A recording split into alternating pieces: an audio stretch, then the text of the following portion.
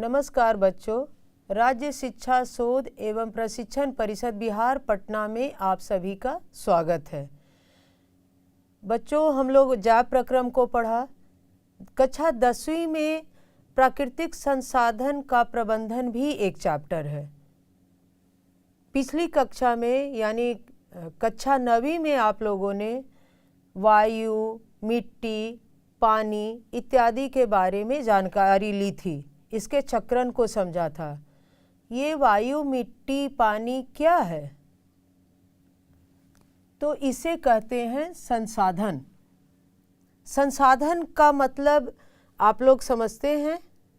संसाधन का मतलब होता है कि जो भी प्रकृति में पाए जाते हैं, जिसका मनुष्य के वेल बीइंग के लिए या मनुष्य अपने विभिन्न कार्यों को, अपनी आवश्यकताओं को पूरा करने के लिए करता है, उसे हम संसाधन कहते हैं। ये संसाधन दो तरीके के हो सकते हैं, प्राकृतिक जैसा कि यहाँ लिखा हुआ है, और कृत्रिम भी हो सकता है, यानी मैन मेड जिसको हम लोग कहते हैं।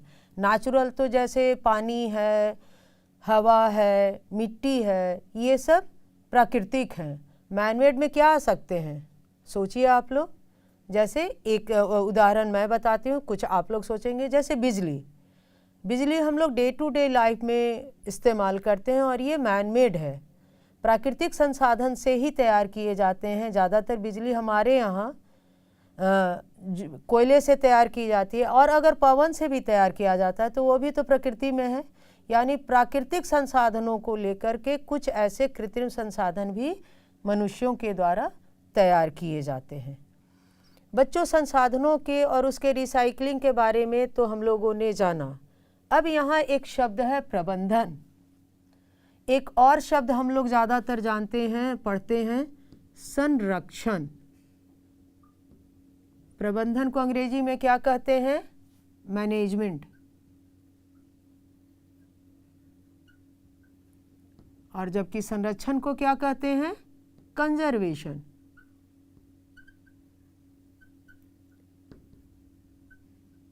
दोनों क्या एक ही शब्द हैं या अलग अलग हैं?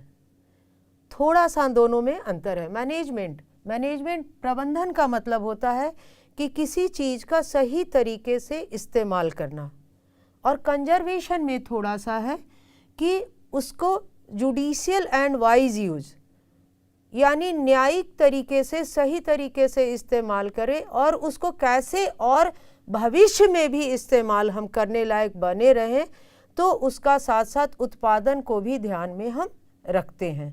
तो अभी संरक्षण को नहीं, प्रबंधन को हम लोग ज़्यादा समझेंगे। अब शब्द आ रहा है कि प्राकृतिक संसाधनों के प्रबंधन की हमें आवश्यकता क्यों पड़ी, क्यों जरूरी है इनका प्रबंधन करना। तो सबसे पहले कि हमारी जनसंख्या क्या है? लगातार हमारी जनसंख्या क्या है? बढ़ रही है। अब जनसंख्या बढ़ रही है तो क्या है? हम इन प्राकृतिक संसाधनों का क्या है? उपयोग ज़्यादा कर रहे हैं।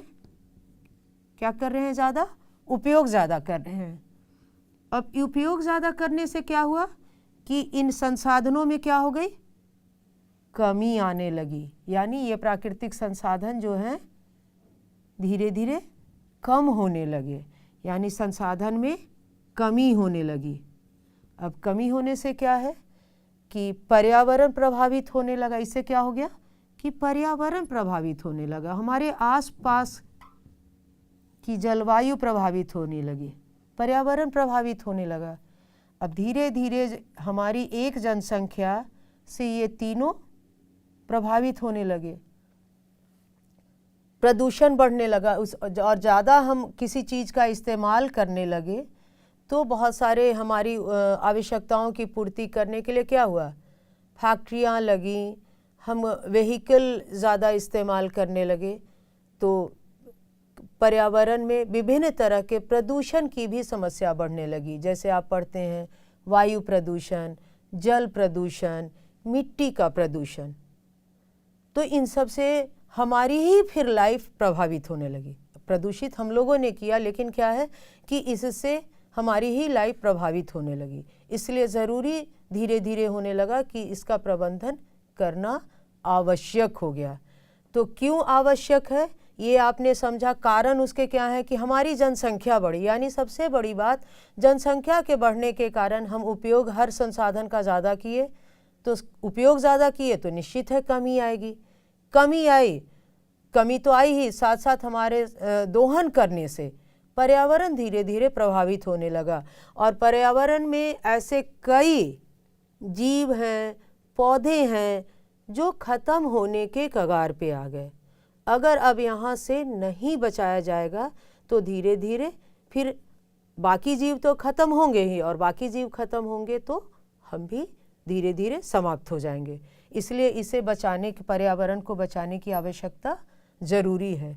यानी एक शब्द आप सुनते होंगे, सतत विकास, सस्टेनेबल डेवलपमेंट। कहीं कहीं आपको समपोषित विकास भी लिखा हुआ मिलेगा। समपोषित विकास यानी विकास तो अब जनसंख्या को तो अचानक नहीं कंट्रोल किया जा सकता है, तो धीरे धीरे जनसंख्या नियंत्रण पे कार्य होगा, लेकिन जब तक नहीं होगा तब तक हम लोगों को, यानी विकास को तो हम बंद नहीं कर सकते। हमारी आवश्यकता है, बढ़ती हुई जनसंख्या की नीड को पूरा करना है, लेकिन विकास ऐसा हो कि जिससे बाकी जीव और पर्यावरण प्रभावित नहीं हो। संपोषित विकास का भी मतलब वही है। अंग्रेजी में इसे सस्टेनेबल डेवलपमेंट कहते हैं। क्या कहते हैं? सस्टेनेबल डेवलपमेंट, यानी ऐसा विकास जिसमें पर्यावरण प्रभावित न हो। तो अब इस पर्यावरण प्रभावित ना हो, इसके लिए हम क्या क्या उपाय कर सकते हैं, इस पे कुछ बिंदुओं पर हम लोग विचार करेंगे।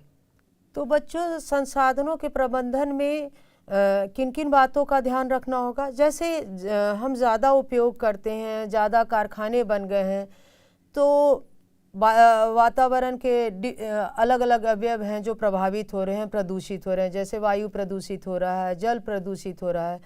तो इस प्रदूषण को रोकना भी प्रबंधन के अंतर्गत आएगा। और बहुत सारे ऐसे अपशिष्ट भी निकल रहे हैं, यानी वेस्ट मटेरियल जिसको आप कहते हैं।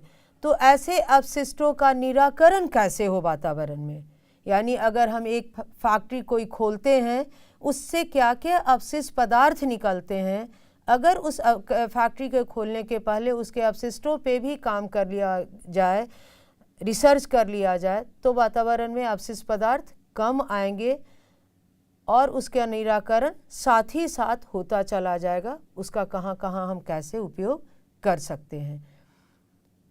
तब यहाँ प्राकृतिक संसाधनों के प्रबंधन को कैसे हम डिफाइन करेंगे कि ज़्यादा से ज़्यादा ऐसे जो भी प्रदूषित पदार्थ, अपशिष्ट पदार्थ निकलते हैं, उसको कैसे पर्यावरण में निकलने से रोका जाए या उसको रिसाइकिल करके यूज किया जा सके, और फिर पर्यावरण को हम बचा सकते हैं। बच्चों, पर्यावरण को बचाने के लिए आप लोगों ने भी सुना होगा, अक्सर टीवी, समाचार पत्र के माध्यम से आप लोगों ने 3R का नाम सुना होगा। पर्यावरण को बचाने के लिए इस 3R पर अभी सबसे ज़्यादा काम हो रहा है। तो जैसे 3R में क्या क्या है?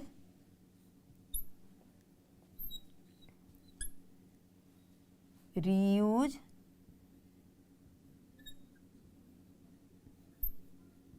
रिसाइकिल, और क्या है? रिड्यूस।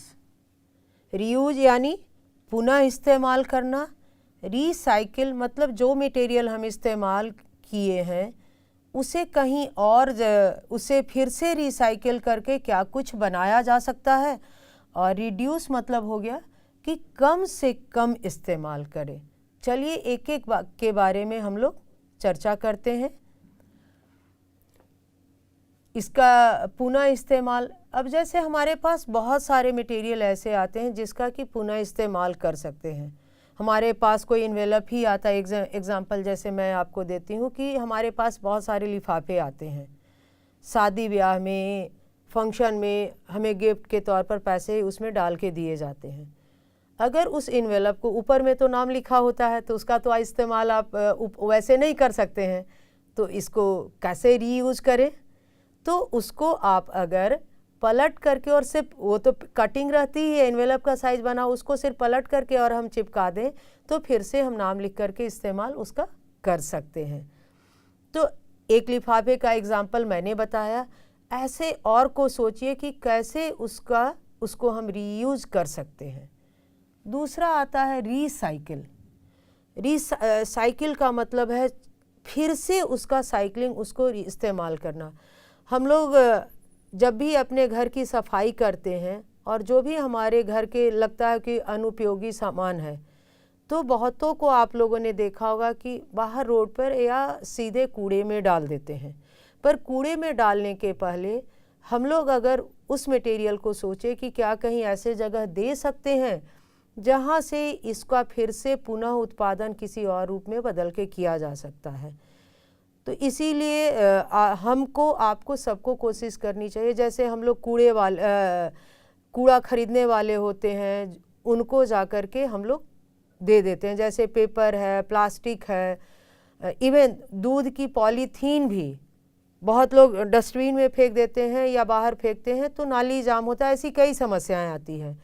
तो उस पॉलीथीन को भी अगर हम लोग जमा करके और कूड़े वाले को दे तो उस पॉलीथीन से, अब तो प्लास्टिक के बॉटल भी लिए जाते हैं और ऐसे उसको पिघला करके और उसको रिसाइकिल करके कई ऐसे उत्पाद तैयार किए जा रहे हैं जिसका फिर से इस्तेमाल हो सकता है। तो ये लेकिन क्या है कि रीयूज अगर हम करते हैं तो ज़्यादा अच्छा है। रिसाइकलिंग में है कि जब भी रिसाइकिल हम करेंगे, एक तो उसमें ऊर्जा लगेगी और दूसरा फिर यहाँ कुछ ना कुछ वेस्ट मटेरियल निकलेगा, लेकिन कम से कम प्रकृति में फिर लौट के आएगा। तो फेंकने से बेहतर है कि अगर वो फिर से इस्तेमाल हो रहा है तो बेहतर। तो ये रिसाइकिल हो गया।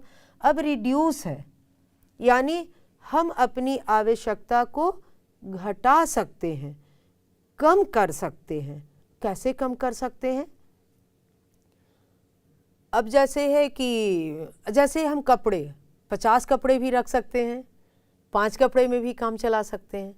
तो हम कितने कपड़े रखें अपनी आवश्यकताओं को? एक कलम अगर हम खरीदते हैं तो अगर उसके साथ सिंपल सी बात है कि हम रिफ़िल भी उसके साथ में ख़रीद लें तो वो एक पेन से हम पूरे साल भर लिख सकते हैं। पर पूरे साल भर अगर अलग अलग हम पेन खरीदते हैं तो हमें कई पेन खरीदने पड़ेंगे। तो हमारा पॉकेट तो सुरक्षित रहेगा ही, साथ साथ हम अगर रिफ़िल के साथ पेन खरीद लेते हैं तो पर्यावरण को भी बचा सकते हैं। तो ऐसे हम अपनी आवश्यकताओं को रिड्यूस कर सकते हैं। जैसे जल के प्रबंधन में हम बात करते हैं कि पानी का उपयोग हम सबसे ज़्यादा आप करें। जब से हम लोग को कुएं से पानी खींचते थे, चापाकल से पानी चलाते थे और बाल्टी में पानी लेकर के घरों में जाके काम करते थे, तो पानी का इस्तेमाल कम होता था। पर अब जब से टैप वाटर आ गए हैं तो हम लोग पानी का ऐसे ही ज़्यादा इस्तेमाल कर रहे हैं।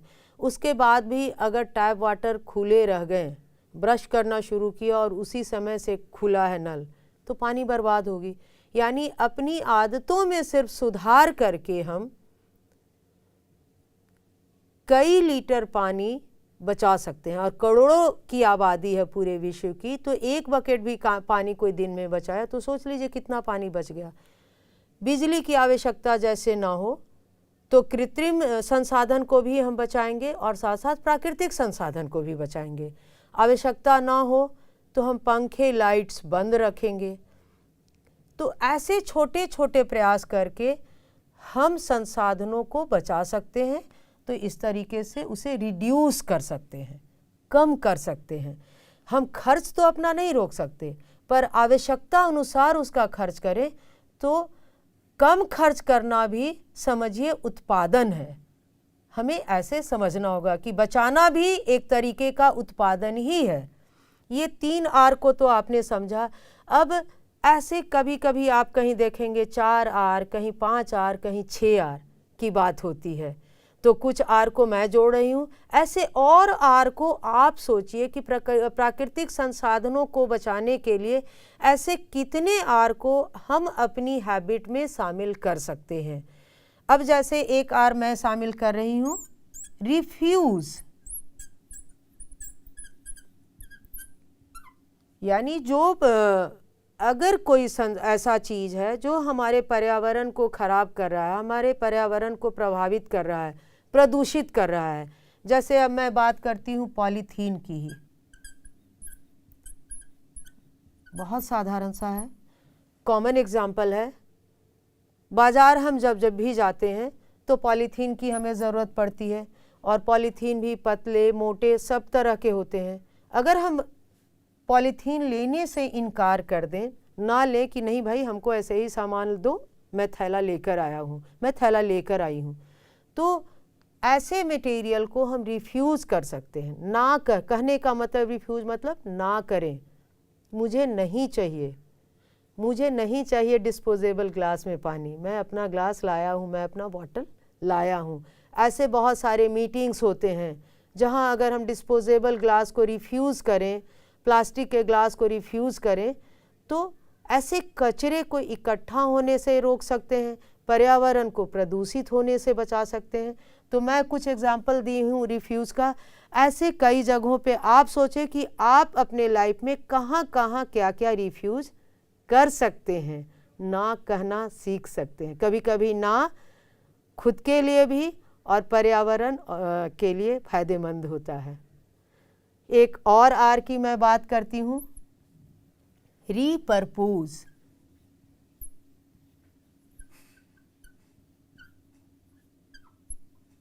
रीपर्पोज का मीनिंग क्या हुआ कि कुछ पदार्थ ऐसे होते हैं कि फिर से उसको हम अलग तरीके से बना करके वेस्ट मटेरियल से और कुछ नया लेके आते हैं। कहने का मतलब कि नया उत्पाद, ऐसे बहुत सारे उत्पाद आप बाज़ार में क्या देखे हैं कोई कि नए उत्पाद के रूप में वेस्ट मटेरियल से आया है? नहीं आया। तो अगर आपने अभी तक नहीं देखा है तो आप देखें भी और ऐसे उत्पाद के बारे में आप सोचें भी। तो रीपर्पोज में वेस्ट मटेरियल से अभी जैसे एक हम लोग भुस्सी, कॉमन भाषा में बोलते हैं भुस्सी प्लाईवुड। तो प्लाईवुड ऐसे सॉफ्ट प्लाईवुड आया है कि वेस्ट मटेरियल जो लकड़ी के को कट करते हैं तो जो महीन पदार्थ उसका निकलता है, छोटे छोटे कण, और कई ऐसे वेस्ट मटेरियल को हाई प्रेशर पे करके एक नया प्लाईवुड आया है, जिसका हम आप लोग स्कूलों में अगर देखोगे तो स्कूलों के जो बेंच के ऊपर जो बने हुए हैं ज़्यादातर वैसे ही प्लाईवुड का इस्तेमाल किया जा रहा है। तो रीपर्पोज यानी अब वो ऐसे तो लकड़ी का बुरादा जो है ज़्यादातर हम लोग क्या करते हैं, खाना बनाने में या अन्य में इस्तेमाल करते हैं, पर एक नए उत्पाद के रूप में आया। उसी तरीके से और कई वेस्ट मटेरियल का नए उत्पाद के रूप में बनाया जा सकता है। अभी मैंने समाचार पत्र में एक दिन पढ़ा था, इस रीपर्पोज पे ही मैं चर्चा करना चाहती हूँ। आप लोग भी जब समाचार पत्र पढ़ें तो ऐसे छोटे छोटे टॉपिक पर ध्यान दें। मैंने पढ़ा था कि पराली जैसे जलाई जाती है, तो पराली से एक इंजीनियर ने उससे नया बनाया बायोडिग्रेडेबल थर्मोकॉल। ऐसे क्या है, थर्मोकॉल बायोडिग्रेडेबल नहीं है, उससे हानि पहुंचती है, तो पराली से उन्होंने बायो थर्मोकॉल बनाया।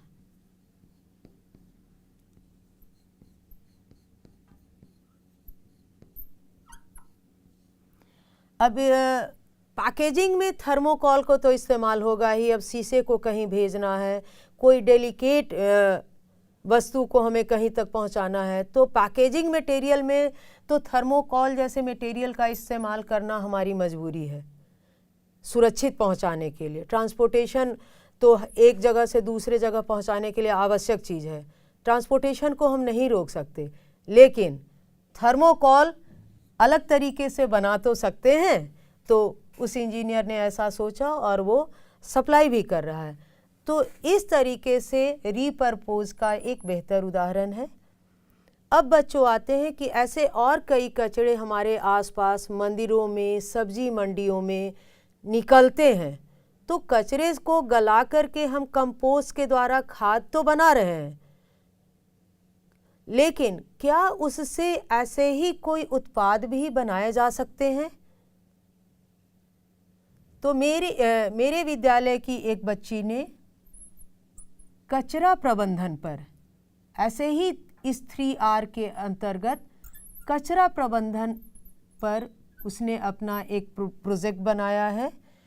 मंदिर से निकलने वाले गेंदे के फूल से उसने एक नया उत्पाद तैयार किया। उसका नाम है धूपबत्ती फ्रॉम वेस्ट।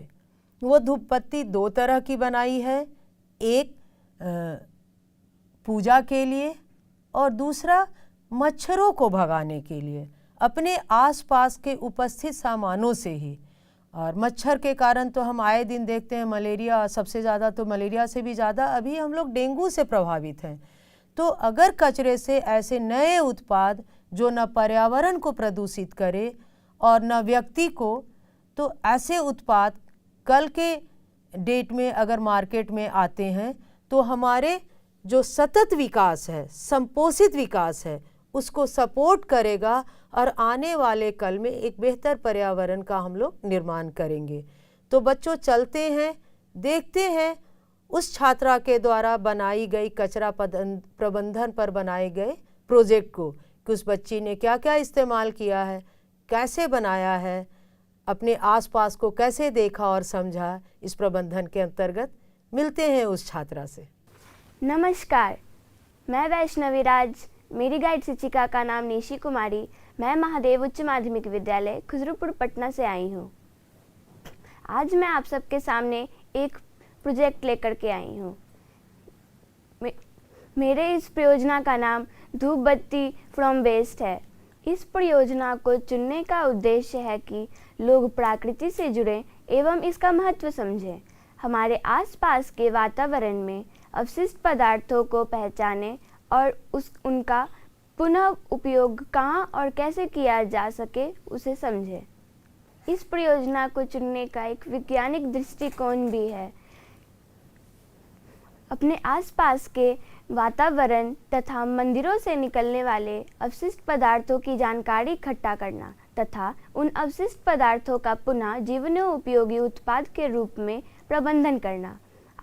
आस पड़ोस के लोगों की समस्याओं को समझना, जैसे प्रदूषित वातावरण की समस्या, सांस लेने में तकलीफ। इन समस्याओं के निदान के लिए अवशिष्ट पदार्थों से जीवनोपयोगी उत्पाद तैयार करके वातावरण को शुद्ध एवं स्वच्छ बनाना।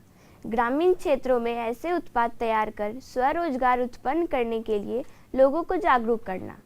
ऐसे उपयोगी उत्पाद तैयार करना जिससे मच्छर मक्खी जनित रोग जैसे डेंगू मलेरिया आदि से बचाव हो। इन मंदिरों के अवशिष्ट पदार्थों का उपयोग करके ऐसे उत्पाद तैयार करना जिससे आध्यात्मिक कार्यों के सामग्री पूजा सामग्री के रूप में ही उपयोग करना। आइए हम देखते हैं कि मैंने अपने इस प्रोजेक्ट को कैसे और किन किन सामग्रियों से बनाया है। मेरे इस परियोजना को पूरा करने के लिए पहले पूजा के लिए धूपबत्ती मैंने बनाया। फूलों की पत्तियाँ, अधजले हुमाद, गाय का गोबर, चंदन पाउडर, कपूर, शहद, अरारोट, घी और तिल के तेल से। फिर मैंने मच्छरों के लिए धूपबत्ती बनाया। चाय पत्ती, नीम का पत्ता, तेज पत्ता, गाय का गोबर, कपूर, अरारोट और तिल के तेल से।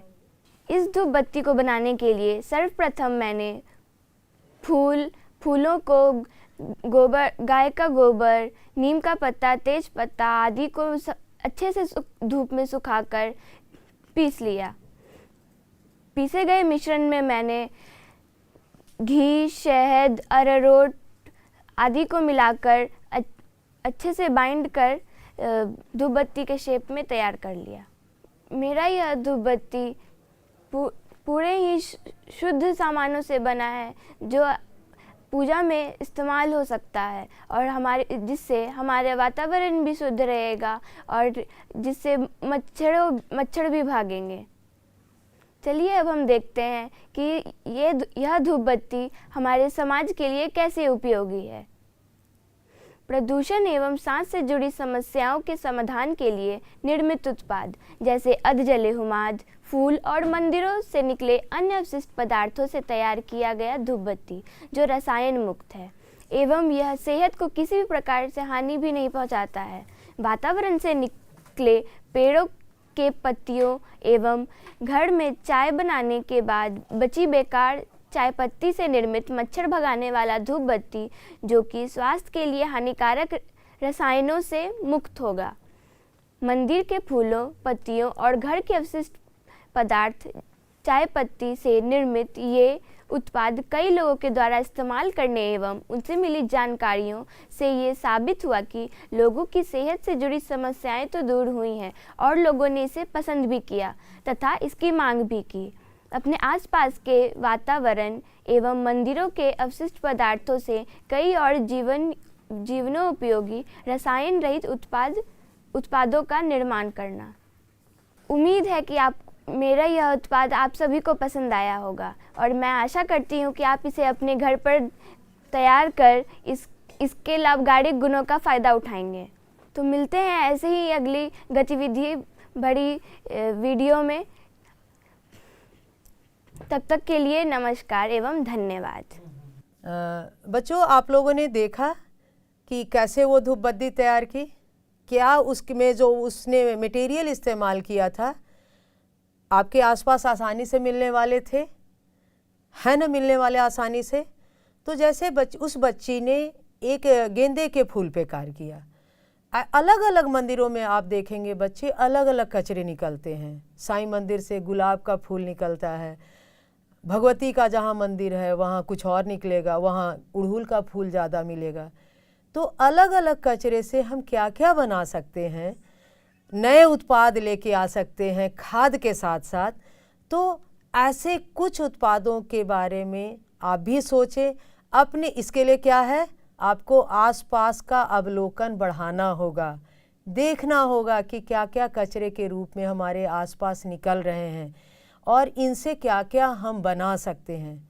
तो ऐसे कुछ अवशिष्ट पदार्थों के बारे में आप भी सोचें और क्या बना सकते हैं उस पर विचार करें, अपनों से जानकारी लें। तब तक के लिए धन्यवाद।